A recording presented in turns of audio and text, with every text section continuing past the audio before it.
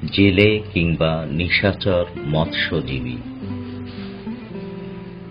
নায়ের গায়ে রাখে না সে তো হাত, মাছের নাচে কাঁপে না নৌকোরাত।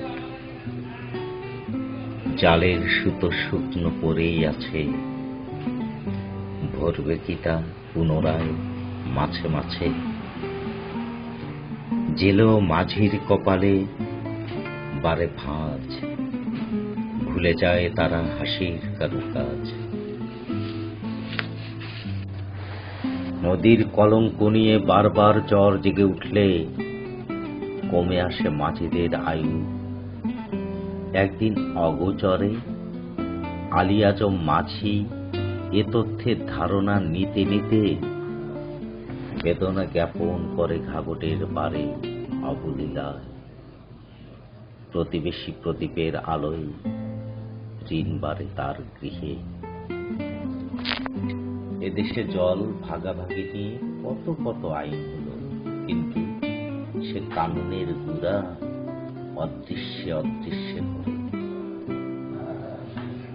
মৎস্য বংশের পুনর্জীবনহীন শোকে জেলেও নদী শূন্য পরস্পরায়। দীর্ঘ বালুপথে শুয়ে আছে মরা নদীর ছাপ, তবু অবহেলিত ভঙ্গিমায় টিকে আছে ঘাঘটে মাঝি সম্প্রদায়। পতিত পড়ে থাকা নদী সুজা কিংবা রেল বিভাগে লাল লাল করে। চর বংশের মেয়ে আমি, তাই মাঝি নদপুত্র।